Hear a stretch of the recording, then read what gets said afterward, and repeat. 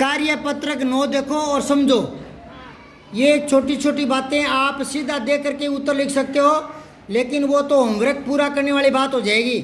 अगर आप समझ कर लिखोगे तो आगे BSTC करोगे, B.Ed करोगे, कुछ करोगे तो ये व्याकरण की बातें आधारभूत जानकारियाँ काम आएगी। तो सुन करके समझ करके करो, ये एक दिन की बात नहीं है, पूरी किताब है। इतनी सारी किताब, कोई व्याकरण है इसमें, सारा कुछ पाठ नहीं है। इतनी व्याकरण की बातें सीख लोगे तो आपका 9वीं 10वीं 11वीं 12वीं में हिंदी में बढ़िया लिख पाओगे, शब्द भंडार बढ़ जाएगा, जानकारी बढ़ जाएगी। इसलिए माथा मारता हूँ। तो इससे आपको दक्षता क्या मिलेगी? एक तो विलोम शब्दों का प्रयोग करना सीखोगे। किसका? व्यावहारिक व्याकरण आपका मजबूत होगा। व्यावहारिक व्याकरण है तो छोटी छोटी चीजें, पहले आपके क्रिया के बारे में आया था पिछला, उससे पहले विशेषण के बारे में आया था, आज विलोम शब्द के बारे में है ना। ये छोटे छोटे टॉपिकों की दोहराई होती रहेगी। तो पहला प्रश्न है, नीचे लिखे वाक्यों में रेखांकित शब्दों का विलोम शब्द लिख करके वाक्य में पुनः लिखना है। मैं रात में स्कूल नहीं जाऊंगा, तो वो कह रहा है इस वाक्य को दोबारा लिखना है, लेकिन जो रेखांकित है ना, अंडरलाइन, उसका विलोम लिख कर तो लिखो मैं दिन में स्कूल नहीं जाऊंगा।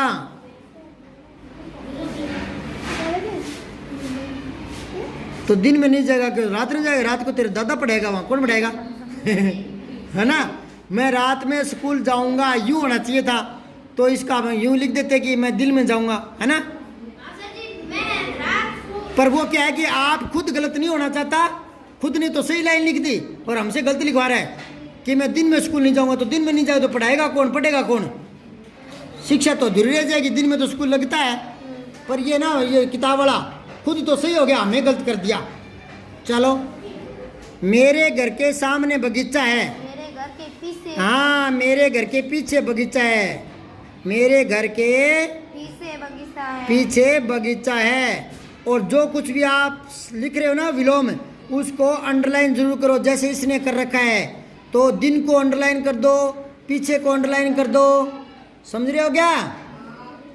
अब है, मेज के ऊपर फोन रखा है। हाँ, ऊपर की जगह क्या आ जाएगा? नीचे। बाकी वाक्य पूरा कर लेना ढाणी जाकर, घर पर जाकर एक बार नीचे लिखे छोड़ लो, बाकी वाक्य घर पर बना लेना, ठीक है। अगला है घे। यह चाय बहुत ही गर्म है। यह चाय बहुत ही ठंडी है। ठे आधा अणे और डी ठंडी। हाँ, देखो ये मैंने आपको एक दिन पहले बताया था। एक तो जो गे और मैं के ऊपर आता गर्म, तो ये हो गया गर्म, और ये हो गया आगे लगाते ना, आगे नीचे, वो हो गया गर्म। देखो दोनों में अंतर बोलो। देखो, गर्म गरम है। अगर मुझे यूं बोलना है कि गरम गरम पकोड़े लाओ, तो मुझे रे नीचे ही लगाना पड़ेगा। गरम गरम पकोड़े, है ना। रोटी बहुत गर्म थी, तवा बहुत गर्म था, तो फिर ऊपर रे लगाना पड़ेगा। ये दोनों रूप चल पड़े। कई बार ऐसे शब्द होते हैं जो दोनों रूपों में चर्चित हो जाते हैं, ठीक है ना। देखो आगे दूसरा प्रश्न, नीचे लिखे वाक्यांश के लिए एक शब्द लिखना है, एकल शब्द। जैसे आता है ना, वह व्यक्ति जो खेती करता है, किसान, समझ गए। तो वैसे ही एक शब्द लिखना है, जो खेती का काम करता है। जी आगे सबसे पहले इसी का उदाहरण दे रहा था मैं तो। जो मरीजों को देखता है, डॉक्टर। जो बच्चों को पढ़ाता है, गोप सिंह पूनिया। जो विदेश में रहता है, हाँ विदेशी। अच्छा एक बात बताओ, आप यही शब्द एक बार पुनः लिखो। पुनः होता है दोबारा, पुनः क्या होता है? दोबारा। तो ऊपर ही ऊपर लिखो, जो हरी हरी पट्टी है ना ऊपर है, इसमें लिखो विदेशी। अब विदेशी को देखो एक बार, देख लिया। अब इसमें मूल शब्द क्या है? हाथ ऊपर करो जिसको पता लगा मूल शब्द। कितने? 3 हाथ खड़े हुए, 4 5 6। हाँ बता, मूल शब्द क्या है? विदे बता बेटा। विदेश। तू बता बेटा।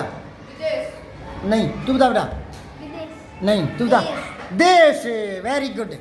इसमें मूल शब्द है देश, और वी उपसर्ग है और ई उपसर्ग है। ई प्रत्यय, वी उपसर्ग है और ई प्रत्यय, प्रत्यय को अलग कर लो।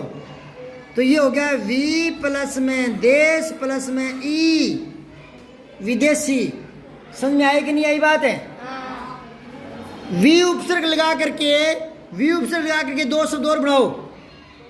विभाग, विभाग, विज्ञान, वियोग। तो बताओ विदेशी में वी उपसर्ग नहीं है क्या? तो मैंने तो मूल शब्द पूछा था। और देश में बड़ी ई मिल गया, देशी। जैसे जापान में ई मिला दिया तो जापानी, राजस्थान में तो राजस्थानी, गर्म में तो गर्मी, पंजाब में पंजाबी। वाह बेटा। अब आओ नीचे। तीसरा प्रश्न है, रेखांकित शब्दों के विलोम शब्दों का रिक्त स्थान में प्रयोग करना है। वही बात आ गई पहले वाली की तरह। आज अंधेरा है तो कल उजाला होगा। अंधेरे का उल्टा क्या है? हाँ, समझ आई बात है? प्रकाश मत कर देना। प्रकाश का होता है अंधकार, अंधकार का होता है प्रकाश। ये मैंने एक बार पहले बताया था। विदेशी का विलोम विदेशी होता है। जैसे बदसूरत का विलोम होगा खूबसूरत, बदसूरत का सुंदर नहीं होगा, बदसूरत का सुंदर नहीं होगा। हाँ, और श्वेत का होगा श्याम, और सफेद का होगा काला। समझ में आ रही क्या? तो अंधेरा का उजाला, अंधेरा का और अंधकार का प्रकाश। आगे देखो, रेतीले इलाकों में सर्दी और गर्मी, विलोम, इसका विलोम भरना है। दोनों बहुत होती है। सूर्य पूर्व दिशा में उदय होता है और पश्चिम में ए आधा सहत अस्त होता है। चौथा प्रश्न देखो, दिए गए शब्दों का विपरीत अर्थ लिख करके विलोम। विपरीत क्या होता है? हाँ, लिख करके, ये विलोम ही चल रहे हैं। ऊपर से बताया था ना विलोम शब्द। तो विपरीत अर्थ में लिखकर वाक्य में प्रयोग करना आपको। पहले तो दुख का विलोम लिखो। हाँ, लिख दो बेटा, सुख। अब इसके पूर्णविराम लगाओ, सुख के पूर्णविराम लगाओ। अब वाक्य में लिखो, सुख का वाक्य प्रयोग करो। ये आदमी सुखी है। सुखी नहीं, ये आदमी सुखी है। सुखी का प्रयोग नहीं करना, सुख का करना है। सभी लोग सुख से जीना चाहते हैं। सभी लोग हाँ सुख से रहना चाहते हैं या जीना चाहते हैं। ठीक है ना? फिर है चलते चलते, इसका विलोम क्या है? रुकते रुकते, रुकते रुकते रुकते। तो अब इसका वाक्य प्रयोग करो। गाड़ी रुक नहीं, रुकते रुकते का प्रयोग करना है। गाड़ी रुकते रुकते भी आधा किलोमीटर पहुंच गई। क्योंकि स्पीड में होती है ना गाड़ी, तो ब्रेक लगाओगे, एकदम से लगा नहीं सकते स्पीड में। गाड़ी रुकते रुकते भी आधा किलोमीटर तक चली गई। आधा किलोमीटर तक चली गई। अब लिखो, खुली आंखों बंद आंखों। क्या करोगे? बंद आंखों। वाक्य प्रयोग करो। बंद आंखों से कोई आगे नहीं बढ़ सकता। बंद आंखों से कोई आगे नहीं बढ़ सकता। कोई आगे नहीं बढ़ सकता। अधभूखा, अधभूखा के करा।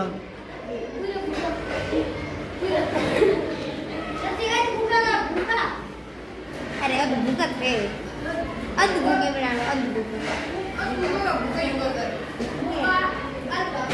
अब गांव में तो आप बोल देते हो कि धापा, है ना, धापा हुआ। पर ये यहाँ नहीं चलता। उसको बोलते हैं तृप्त। क्या बोलते हैं? तय, री ऋषि की मात्रा, आधा पे और तय तृप्त। वह तृप्त होकर उठ गया। पेज पलटो। सब्सक्राइब करके बेल आइकन ज़रूर दबाएं।